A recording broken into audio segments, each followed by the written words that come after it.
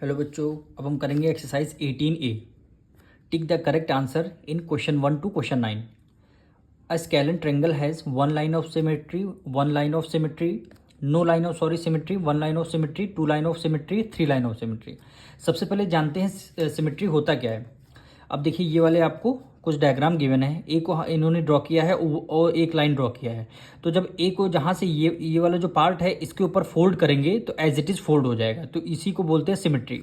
जैसे बी बनाया है, वन लाइन यहाँ से ड्रॉ कर दिया है, तो बी को जब आप फोल्ड करेंगे एज इट इज़ इसके ऊपर फोल्ड हो जाएगा। वैसे ही हमने सी को इन्होंने किया है, डी को किया है, बहुत सारे एग्जाम्पल आपके सामने हैं। तो ये देखिए, इसमें वन लाइन है तो क्या बोलेंगे, वन लाइन ऑफ सिमेट्री है। एक्स में देखिए वन लाइन ये और टू लाइन ये, यानी इसमें क्या हो गई, टू लाइन ऑफ सिमेट्री। ओ में है वन ये और टू ये, तो ये इसमें क्या हो गया, टू लाइन ऑफ सिमेट्री हो गई। अब आते हैं कि इसका फर्स्ट पार्ट करते हैं। I scalene triangle has. Scalene triangle सबसे पहले जानते होते क्या हैं।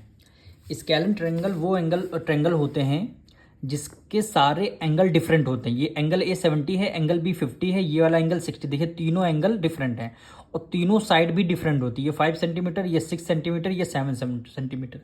तो इसी को बोलते हैं स्केलन ट्रायंगल। स्केलन ट्रायंगल में ना ही एंगल इक्वल होते हैं, ना ही साइड्स इक्वल होती हैं। तो स्केलन ट्रायंगल में नो लाइन ऑफ सिमेट्री आएगा, क्योंकि इसमें कोई लाइन हमें ड्रॉ ही नहीं करनी पड़ रही है, क्योंकि यहाँ पे सारी साइड अनइक्वल हैं। तो हम क्या कर देंगे, यहाँ पे क्या आंसर आ जाएगा, no line of symmetry. Second question में आते हैं। A rectangle is symmetrical about each one of its side, each one of its diagonal, a line joining the mid point of its opposite side, none of these. ये हमारा rectangle है। एक line हमने यहाँ से ड्रॉ किया है, एक लाइन हमने यहाँ से ड्रॉ किया है, और जो जब लाइन हमने ड्रॉ किया है ये क्या है, मिड पॉइंट है। इस वाली लाइन का मिड पॉइंट ये है, इस वाली लाइन का मिड पॉइंट ये है। तो रेक्टेंगल में कितनी, टू लाइन ऑफ सिमेट्री होती हैं, टू लाइन ऑफ सिमेट्री होती हैं। तो टू लाइन ऑफ सिमेट्री मतलब है मिड पॉइंट, देखिए लिखा है अ line joining the mid point of opposite side. तो क्या हो गया आंसर, सी हो जाएगा। अब इसका थर्ड क्वेश्चन। आ स्क्वायर है, स्क्वायर में कितनी लाइन ऑफ सिमेट्री होती हैं।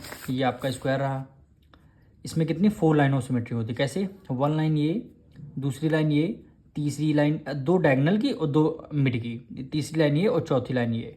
तो क्या बोलेंगे, फोर लाइन ऑफ सिमेट्री। तो यहाँ पे क्या हो जाएगा, फोर आपका आंसर हो जाएगा। अब आते हैं रोम्बस पे। A rhombus is symmetrical about the line joining the mid point of it opposite side, each of its diagonal, perpendicular bisector of its side, none of this. अब रोम्बस सबसे पहले हम जानते हैं रोम्बस, ये देखिए हमारा रोम्बस का डायग्राम है। अब इसमें है हम मिड पॉइंट, यानी ये किसी डायगोनल से हमने ड्रॉ किया है। ये इसकी डायगोनल हो गई, ये इसकी डायगोनल हो गई। अगर वन टाइम करेंगे तब इसके ऊपर फोल्ड करेंगे तो एज इट इज हमारा फोल्ड हो जाएगा। तो इसको क्या बोलेंगे, two line of symmetry. Two line of symmetry मतलब है perpendicular bisector of each other. नहीं सॉरी, बी आंसर होगा, ईच ऑफ इट्स डायगोनल। ये तो इनकी डायगोनल ही है ना, ये देखिए ये लाइन यहाँ से डायगोनल ये हो गई, ये लाइन सिमेट्री हो गई और ये लाइन सिमेट्री हो गई। तो इसको टू लाइन का मतलब, टू लाइन सिमेट्री मतलब है ईच ऑफ इट्स डायगोनल, यानी दोनों डायगोनल के से हमारी लाइन ड्रॉ होगी। अब यहाँ पे आता है सर्कल। सर्कल में no line of symmetry, one line of symmetry, two line of symmetry, unlimited number line of symmetry. हमेशा सर्कल में unlimited number line of symmetry हो सकती है। क्यों हो सकती है, ये देखिए ये आपका सर्कल है, एक लाइन हमने यहाँ से हमने 1 2 3 4 four line of symmetry draw कर दिया। आप ऐसे बीच से भी कर सकते हैं, ये लाइन भी कर सकते हैं, ये लाइन भी कर सकते हैं। तो इस सर्कल में क्या हो जाएगा, अनलिमिटेड नंबर ऑफ सिमेट्री हो जाएगा।